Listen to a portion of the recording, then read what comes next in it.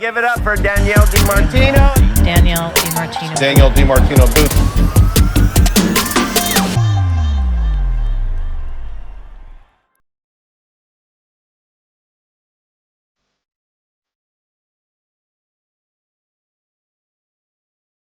All right, welcome back to part 3 of the 2025 annual Roundtable Prime here at DoubleLine. Today, what we're going to finish up the segments with is lessons learned in 2024. Hopefully, everybody learned something this year. And secondly, what the best idea is for 2025. So let's start with lessons learned. Rosie, why don't you kick us off? What did you learn in 2024? Oh, yeah, sure. I'll be the piñata. You can punt. This could be like a white elephant party. You can give it to somebody else. Lesson learned is that I have to have extreme patience for my calls to come to fruition.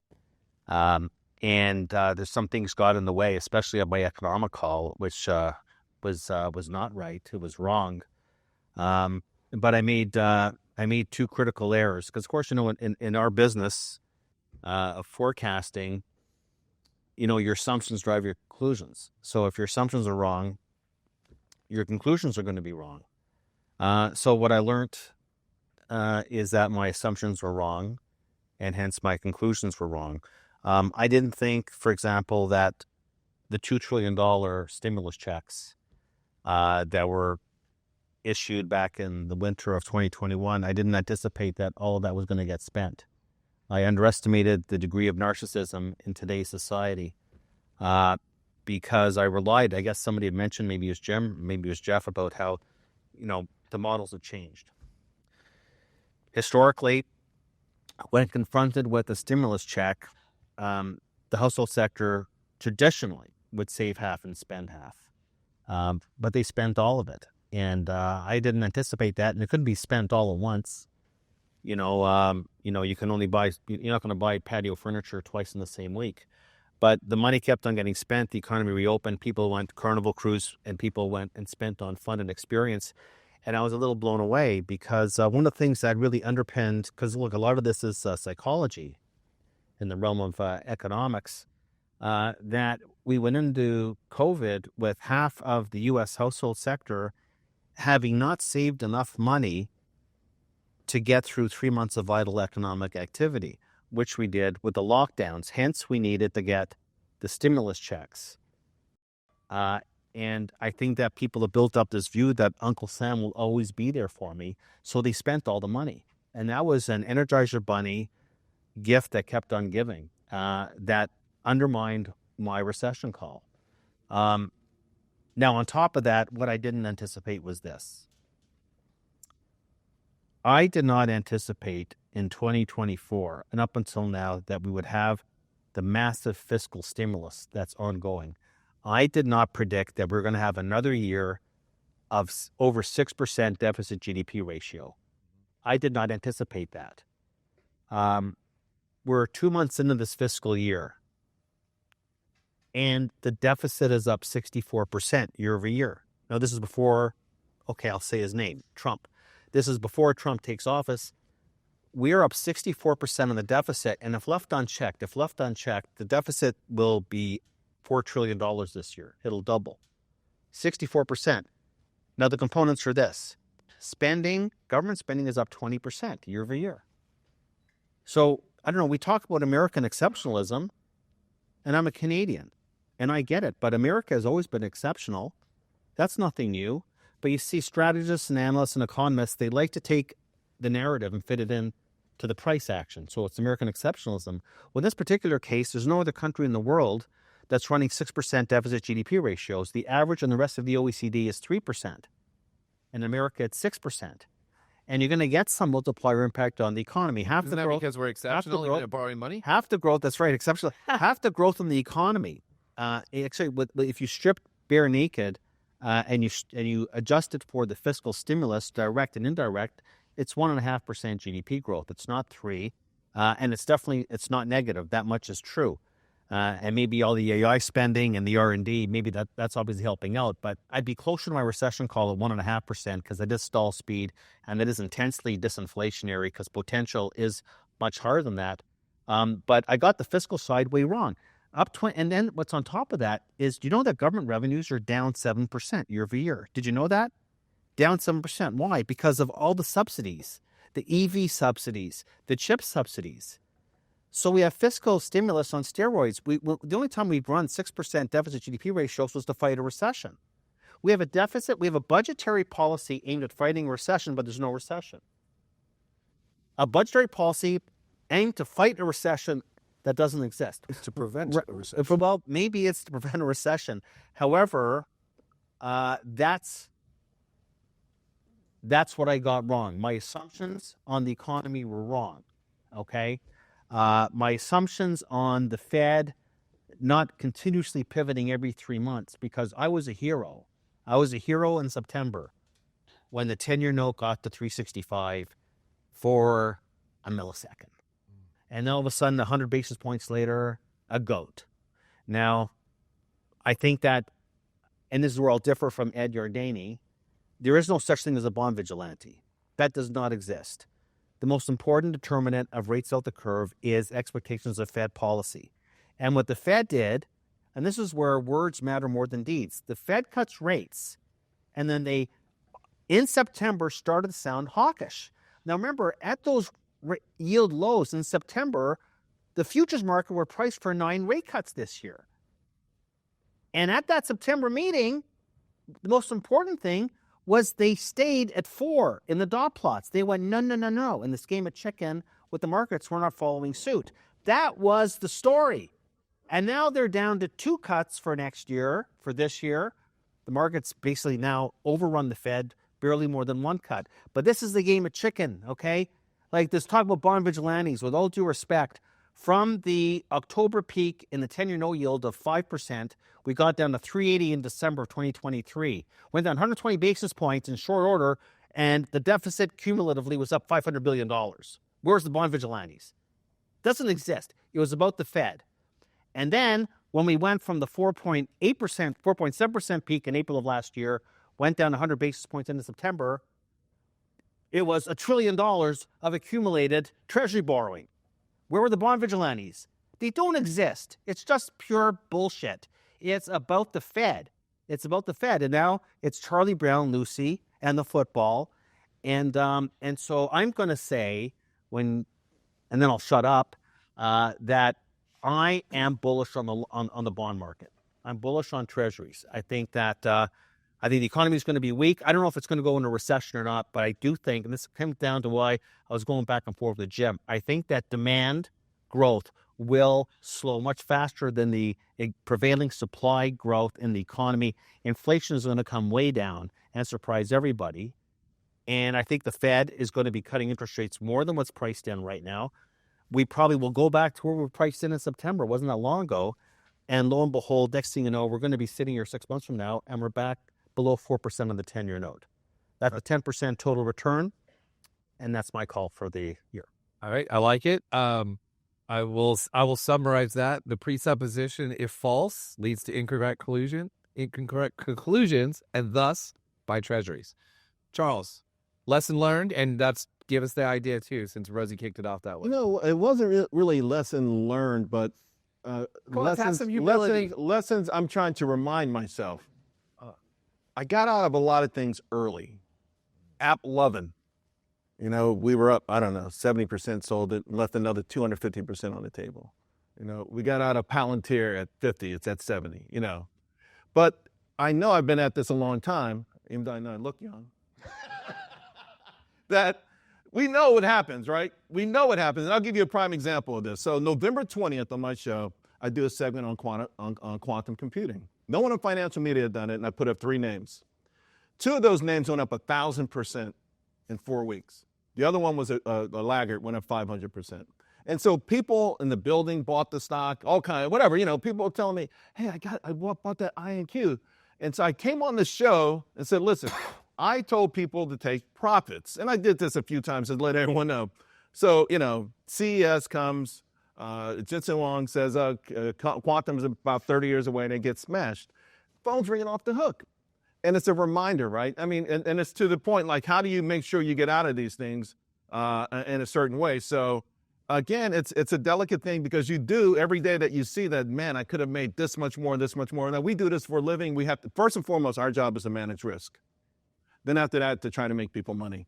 But most folks out there, particularly now, and Jim, you brought this point up, want grand slams. And it's not just the retail investor. I mean, money managers are having a tough time. You've got to have a couple of grand slams. You've got to be able to have 50% is good, but you know, people out there saying I had a 10 bagger, right? So it's reminding myself of lessons in an environment like this, not to lose sight. As we go into a more volatile market where, you know, there's going to be some trap doors. As far as individual stocks, I'm going to give you a name that's a non-Mag 7 name. I think Starbucks is one that everyone should take a close look at. And one of my there you go.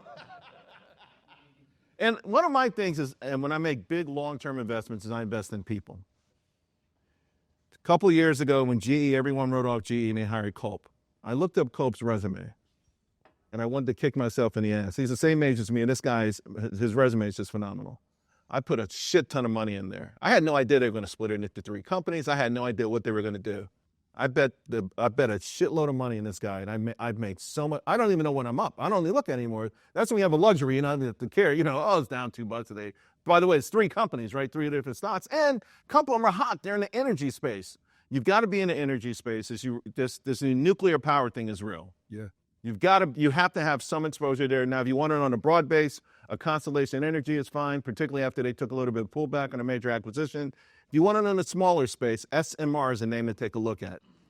Because depending on how the regulators are, a lot of these large firms are, you know, they're going to just say, hey, we'll make our own small mini nuclear power plant, you know. Some of them actually think they can actually take nuclear subs and take their power, but I don't think the military would allow them to do it. But they're going to create their own. If they can't get 3 Mile Island reopened, if the regulators are still, because one of these plants are shot down over the mating habits of the salamander or something, you know, one of these weird things like, are you kidding me? You know, I just talked about how our destiny is tied into us dominating this field. So, you know, the lesson is I think for me, the lesson is, remember the lessons that not necessarily you learned today, but that you've learned in the past, and don't let them get away from you in these heady environments, because this is a very heady environment. Obviously, you're right, Rosie, it will come to an end. My whole point is that I don't know, so I'm not going to jump out until I have more clarity, but I hope I have the wisdom to jump out, and I think I will, because I left a lot of money on the table last year by sticking to my rules. You have to have rules, and you have to stick with them. Yeah. I think that's great advice. I will tell you, I had a grand slam last month. I was going down to Orange County, and I stopped at Denny's and got the breakfast. It was great. It was only like 10, but $10. I was like, wow, that's inflation. Anyway, here I am complaining about price levels. Danielle, your turn. Humility. Right now, we just had revolving credit contract by $13.7 billion in November. We saw contracting revolving credit in June of 2008. So we were halfway, 7 months into the Great Recession. Median unemployment is at 10.5 weeks. We saw that in September of 2008. So we were closer to the end of the recession than the beginning of the recession. So many signposts right now with the revisions suggest that we're going to be backdating this recession into 2024, which is exactly what the National Bureau of Economic Research does, or at least it's what they've done historically. But it looks like payroll losses started sometime in the spring, summer of 2024. And once the ink dries on that, that's fine.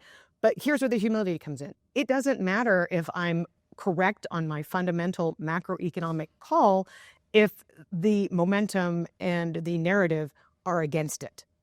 It doesn't make a bit of difference. So you have to respect positioning, you have to respect technicals, and you have to respect a narrative when it's as deeply entrenched as it is with the biggest players in the market. It's amazing because people always say, well, the stock market's not the economy. But, yeah. But when the stock market goes up, people think the economy is doing very That's right. well, right? That's right. Yeah. So, idea. So I do think that we are in recession right now. And I think that that's bearing out in a lot of the data. I think the consumer is going to continue to get whacked. You've got 5 million Americans who haven't made a payment on their student loan since March of 2020. The Biden administration cutely bought 2 days, so you're not going to see any of those delinquencies get reported until May of this year.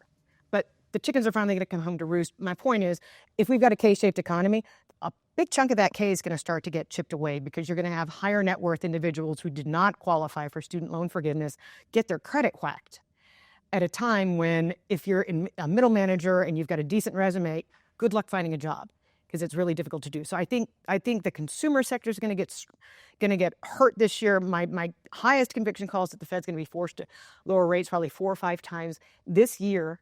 But in terms of sectors, I think you should be very wary of consumer packaged goods, consumer staples. They've had one heck of an easy time for the past few years raising prices. They're running into a pricing power wall right now. So I'd be short consumer staples, consumer packaged. I think anything with exposure to China, and by definition, countries that are reliant on China, Europe, Brazil, short materials. And as I said in the last session, I think that the 2-year honeymoon that we've had since Silicon Valley Bank is going to end. I think the era of extend and pretend is coming to an end in 2025. I think bank regulators are going to be called upon to say, you can only default on a loan so many times. So I think that I would be looking to short the banks here as well. Maybe not the biggest, but definitely short the banks here, especially some of these regionals. Yeah. Okay. Jim? Momentum. And I want to talk about momentum in a couple of ways that's been mentioned before. A lot of people in the investment business, we go to fancy schools, we get fancy degrees, we have sophisticated theories, but at the end of the day, we're all momentum investors. If it's going up, we get all excited, and it's going to keep going up. And when it's going down, all hope is all lost, and it's going to be all over. And let me throw in one other parallel to that. We are ruled by DraftKings and FanDuel. We are a gambling culture that would make the Chinese blush at this point, the way that we continue to gamble, and how it's sad in sports now. You can't Yeah, watch it's a sport ruining- interview without it's- giving you live updates on live. it's ruining sports and all that other stuff. But that's a whole nother section that we need to have after this. And because of that, I think what I've learned again in 24 is, because we're so driven by momentum in gambling, every trend is going to go way further than I ever think it's going to go. Both directions is where it's going to wind up being. And that we seem to be whether boom bust. And it might even transcend just financial markets and kind of the way that we think about a lot of things, that we overdo it. Look at the election, right? It's always the greatest election of our life, and human history is on the ballot and all of this other stuff. And it rarely ever is at the end of the day. I managed to say that without using the T word. And so I think that, as far as momentum goes, that's going to be the thing that I want to focus on, is that if the markets are going to be boom and bust, and I want to be sane, I think what I want to do is I want to try and focus on where I should be investing longer term. And I kind of hinted at this before. If you look at valuation, Rosie says it's not a timing tool. Absolutely, it was never meant to be a timing tool. It's a good expectations tool. Look at valuations and says, what should I expect this investment to do over the next several years? And I hinted at this before. I think in the bond market, you could be probably looking at a 5-ish% nominal return in the bond market. In the stock market, maybe a 6% or 7% nominal return. The stock market is going to give you more risk. It's going to be a bigger thrill ride. The bond market will have a little bit more less volatility. But what's changed now that we haven't seen in the last 20 years, if what I'm right, I just described a bond market that can compete. Before, the old 60-40 portfolio, which was 60% stocks, the 40% bonds was crash insurance. You were supposed to buy these things in case the stock market blew up, and then the bond market would rally and offset your gains. Well, that didn't work in 22. But I think what we're talking about is, I want to churn out investments more than the idea of inflation. And if I could beat inflation by 2, 3, or 4%, I'll be happy with that. And yes, there will be years like 24 where Bitcoin's up 120% and gold and the S&P's up 25%. And everybody's asking me, what is the next Grand Slam? Because it's all I care about. Because there's always a Grand Slam. And if at that point, that will continue until it doesn't, and then everything will go down and all hope is lost. And if I want to churn out throughout all of that while the world is doing this, I think I'd be very happy at the end of the day. Now, how do I want to invest? I'll give you one last thought about investing. DoubleLine did not pay me to say this, what I'm about to say. In investing, passive versus active, the data shows that it is very difficult for an active manager to beat a benchmark in the equity market. Why? Because of some of the things we just talked about.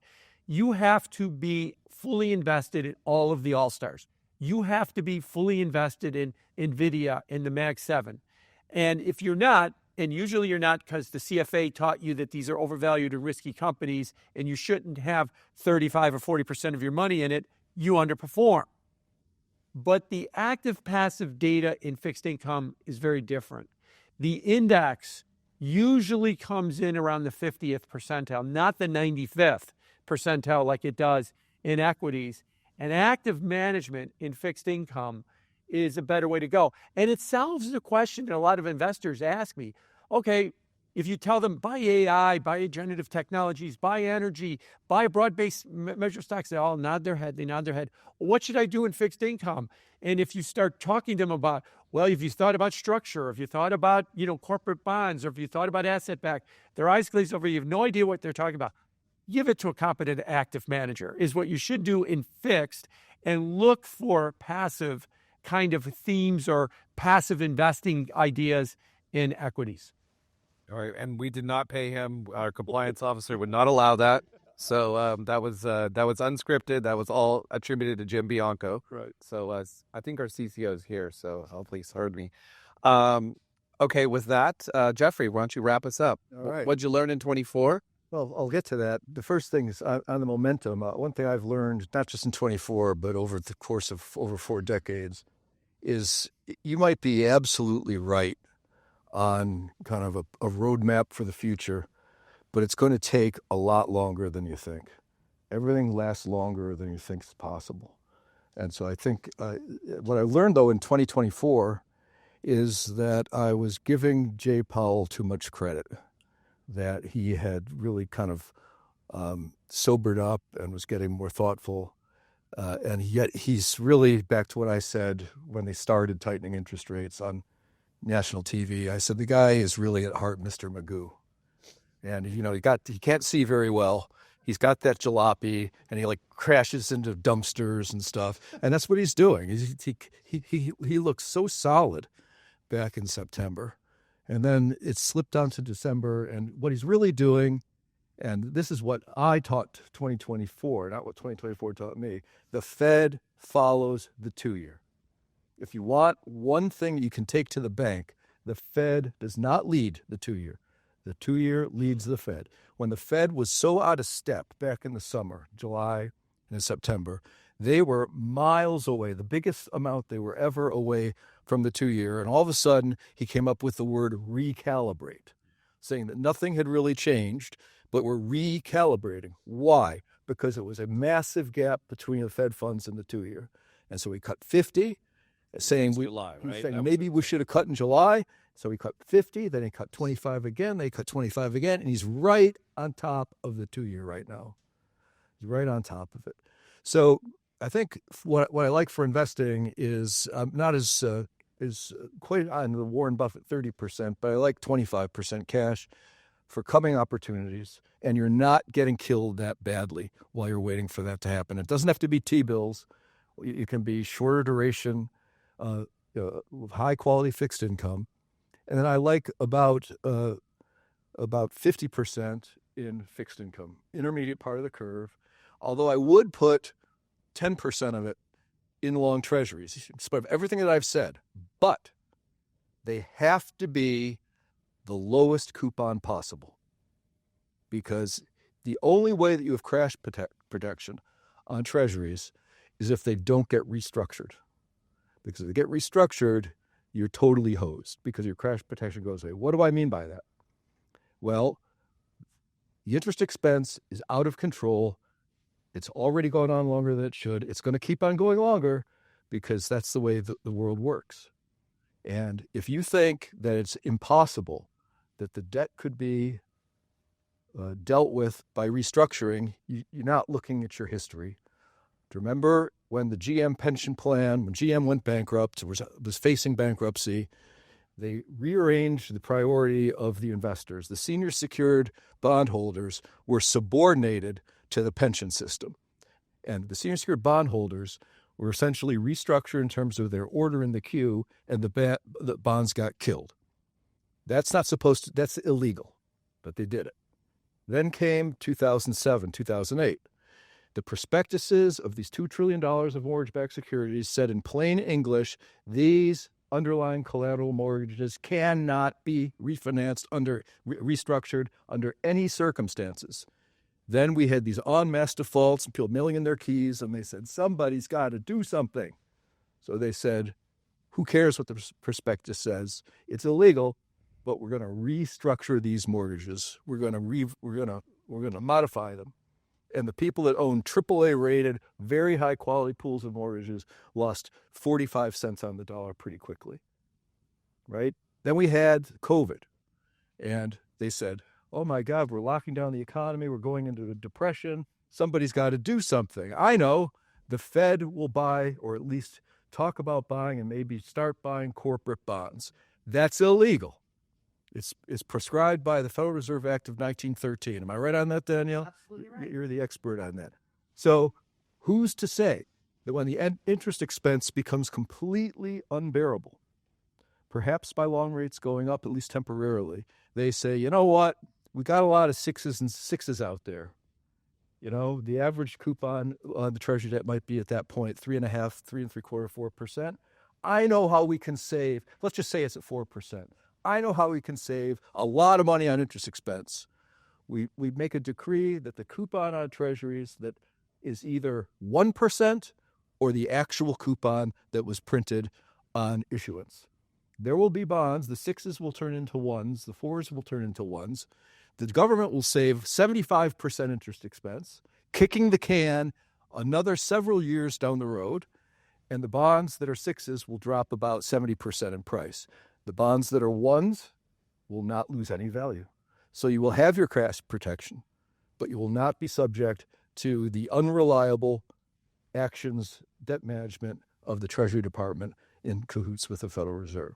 So I like 10% long treasuries, but they have to be a certain type.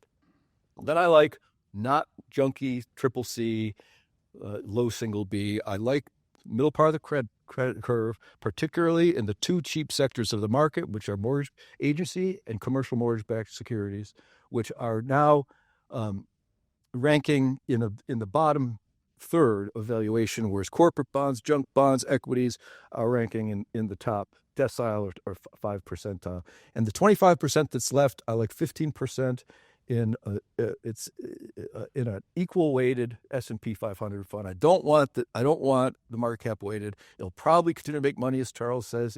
It goes, and I say it goes farther than you think too. And then I like two other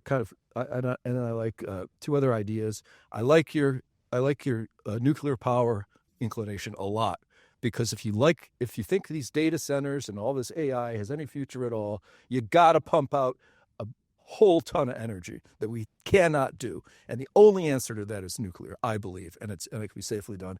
And also on that note, but it's not terribly related, investments in uranium production, I think, are interesting for me, 5% of the portfolio. And if I have 5% left, I'm going to use my perpetual investment, which is INDA, the India equity market, which I would hold for the next 30 years at a minimum. So that's where I am. All right. To Jim, you should have been a young analyst on the desk with us, because one thing I always like to do with the stock market is, and you guys should all do this experiment, and you go to Ken French's website, and he has all the factors downloaded, right? Or you get all the factors. You can get momentum, you get value, you get the market, and you get the small cap. And if you download those, it decomposes the return of the market into those four components. So you can plot it individually, and that's what ultimately gets you the return stream. And if you plot the growth of a dollar, I forget how long the data set goes back, but I want to say it's to the late 20s. Yeah, 26. Yeah, 26. Okay. I knew you would know that. And so if you plot those 4 series and you don't label them and you ask an analyst to come in and rank them, almost every single time, that top line that massively outperforms everything, especially on a compounded basis, the analyst will pick either market or value. And the answer is, obviously, we all know this now, it's momentum. And so I think there are good lessons, and I'm glad that we're discussing this because I've always said that valuation, Dave is right, it comes home to roost. That's why we get that. Yeah. Secondly, we have technicals, which teach you how to trade, and momentum and money flow are the most dangerous beasts out there. They drive more price action than anything. So both directions. So with that, we hope you've enjoyed this year's Roundtable Prime. We appreciate you guys taking a look at everything we're doing here at DoubleLine. I want to thank our guest who bared the fires and everything out here in Los Angeles. So thanks for coming, and we look forward to speaking to you all again in the future. Thank you again.